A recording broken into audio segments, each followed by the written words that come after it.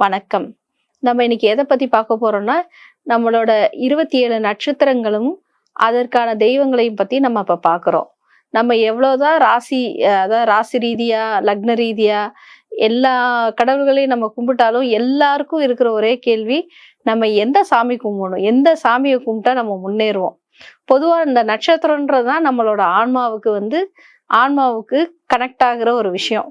அப்ப நம்ம நட்சத்திர ரீதியா நம்ம ஒரு ஒரு கடவுள நம்ம வந்து கும்பிட்டோம் அப்படின்னு சொன்னானாலே நம்ம வாழ்க்கையில வந்து ஒரு மிகப்பெரிய வெற்றியையும் மிகப்பெரிய ஒரு லட்சியத்தையும் அடையிறதுக்கு ஒரு ஈஸியான வழி அப்படின்றது வந்து நம்ம நட்சத்திர ரீதியா வந்து கடவுள்களை வந்து நம்ம கும்பிடுறது தான்.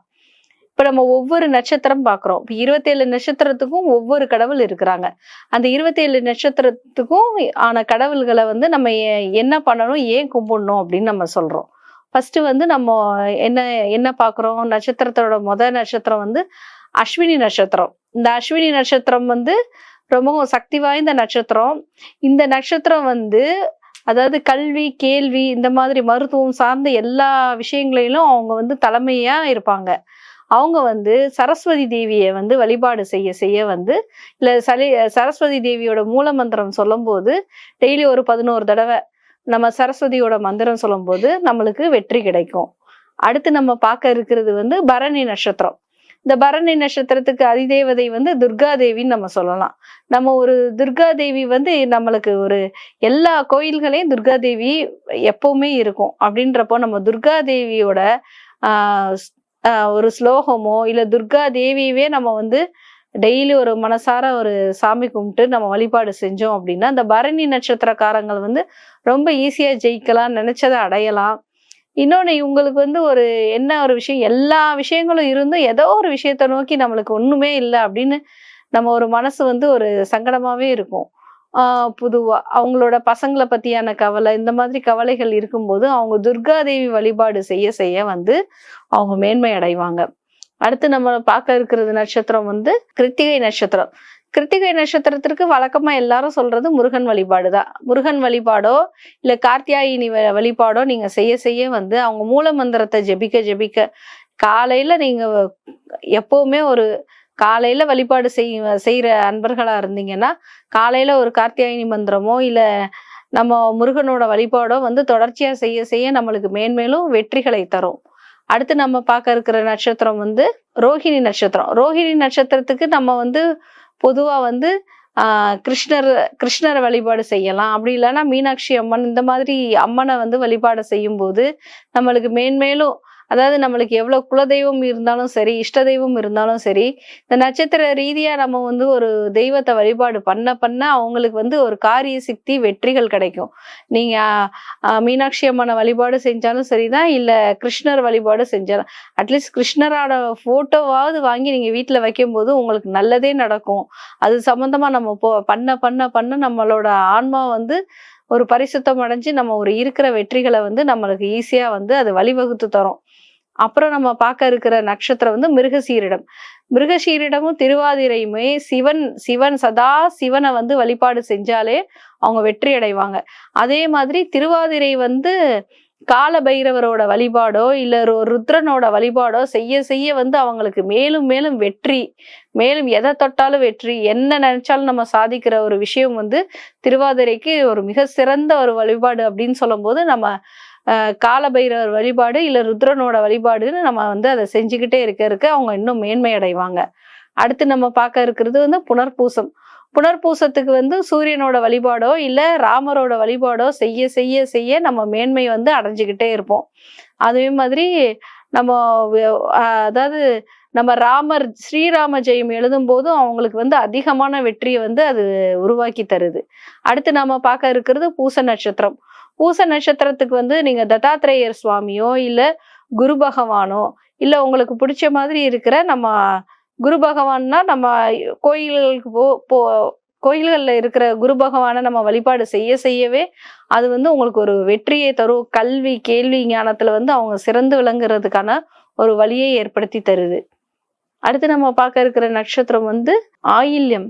ஆயில்யத்துக்கு வந்து சிறந்த வழிபாடு நம்ம சொல்றது வந்து நம்ம வந்து இது மாரியம்மன் வழிபாடும் அப்புறம் புற்று அம்மன், நம்ம கோமதி அம்மன் வழிபாடும் வந்து மிக சிறந்த ஒரு வழிபாடா நம்ம வந்து ஆஹ் வழிபாடு நம்ம செய்ய செய்ய வந்து நம்மளுக்கு மேன்மை அடையலாம், வெற்றிகளையும் வந்து நம்ம வாரி குவிக்கலாம்.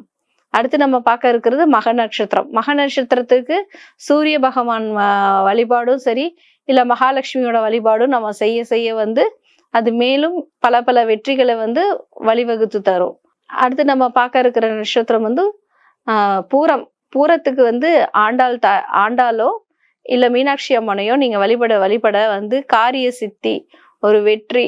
நம்ம வந்து இந்த கோயில்களை பக்கத்துல இருந்தா அதுக்கு தினசரி நம்ம போய் வழிபாடு செஞ்சாலே ஒரு மேன்மையான வழிகளை நீங்க ரொம்ப ஈஸியா அடைஞ்சிடலாம். அடுத்து நாம பார்க்க இருக்கிற நட்சத்திரம் வந்து உத்திரம். உத்திரத்திற்கு வந்து மகாலட்சுமி வழிபாடு சிறந்த வழிபாடு. பொதுவா மகாலட்சுமி தோன்றிய நட்சத்திரமா வந்து நம்ம உத்திரமா பாக்குறோம். அப்படின்றப்போ மகாலட்சுமி வழிபாடு செய்ய செய்ய அவங்களோட மனசுல இருக்கிற வலிமையும் சரி, மேன்மேலும் செல்வம், இது எல்லாமே ரொம்ப அருமையா பெருகும். அடுத்து நம்ம பார்க்க இருக்கிறது நட்சத்திரம் வந்து ஹஸ்தம். ஹஸ்தத்துக்கு வந்து காயத்ரி தேவி வந்து காயத்ரி மந்திரம் சொன்னாலும் சரி, இல்ல காயத்ரி தேவியை வழிபாடு செஞ்சாலுமே அவங்க மேன்மேலும் ஒரு வெற்றியை வந்து வாரி குவிப்பாங்க. அடுத்து நம்ம பார்க்க இருக்கிற நட்சத்திரம் வந்து சித்திரை.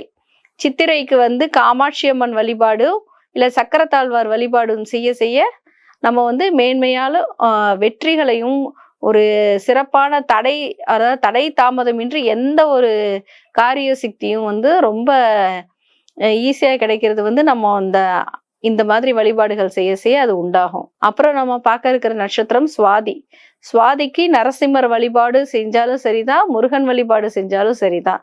இது வந்து உங்களுக்கு வந்து அது மேலும் மேலும், அதுவும் லக்ஷ்மி நரசிம்மரோட வழிபாடு செய்ய செய்ய அவங்க வந்து ரொம்ப வெற்றிகளை வந்து ரொம்ப ஈஸியா அவங்க வந்து ஜெயிக்கலாம். வாழ்க்கையில சீக்கிரமாவே ஜெயிச்சுட்டு வரலாம். அடுத்து நாம பார்க்க இருக்கிறது வந்து விசாகம்.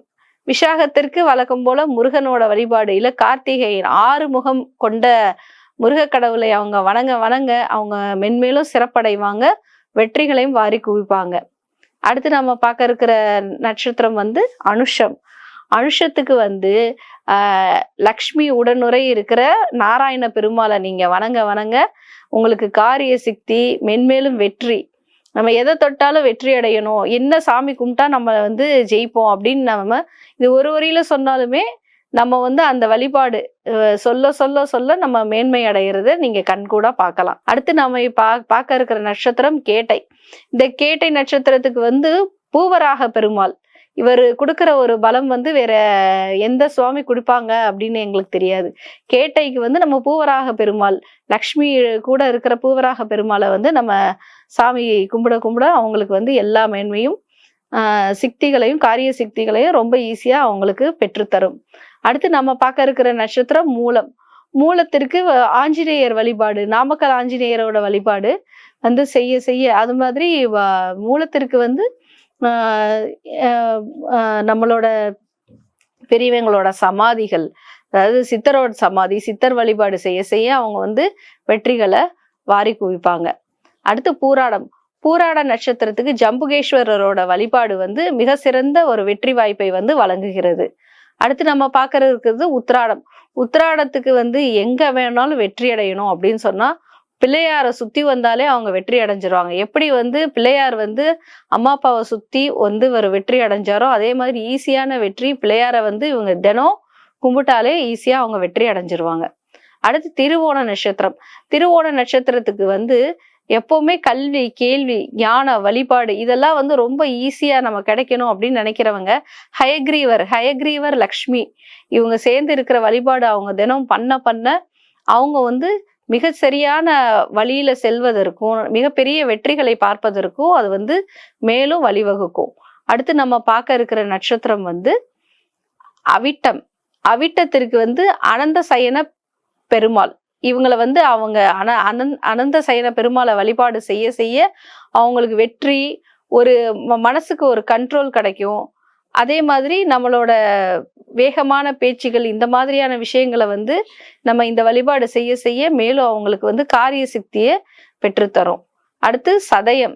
சதயத்திற்கு வந்து மிருத்யுஞ்சயர் வழிபாடு மாதிரி ஒரு சிறந்த வழிபாடு எங்கேயுமே இருக்காது. எல்லா கோயில்களுக்கும் போனாலும் நீங்க மிருத்யுஞ்சயர்னு இருக்கிற சிவனை நீங்க வழிபாடு செய்ய செய்ய நீங்க அதுல வந்து வெற்றி அடைவீங்க. அடுத்து நம்ம பார்க்க இருக்கிற நட்சத்திரம் வந்து பூரட்டாதி. பூரட்டாதி நட்சத்திரத்துக்கு வந்து நம்ம ஏகபாதர் சிவனை ஏகபாதர்னு கொண்டாடுற வகையில இருக்கிற சிவனை வந்து நம்ம வழிபாடு செய்ய செய்ய அவங்களுக்கு வெற்றி செல்வம் எல்லாமே வந்து பெற்றுத்தரும். அடுத்து நாம பார்க்க இருக்கிற நட்சத்திரம் வந்து உத்திரட்டாதி. உத்திரட்டாதி நட்சத்திரத்துக்கு வந்து பசுபதீஸ்வரரோட கோவிலுக்கு செல்ல செல்ல இல்ல பசு மடங்கள் இருக்கிற கோவிலுக்கு அவங்கள போனாலே போதும், அவங்களுக்கு ஈஸியா வெற்றிகளை தந்துரும். அதே மாதிரி அவங்களோட வளர்ச்சின்றது ரொம்ப அசுர வேகமாவே அடைஞ்சிருவாங்க பசுபதீஸ்வரரை வந்து அவங்க வழிபாடு செய்ய செய்ய.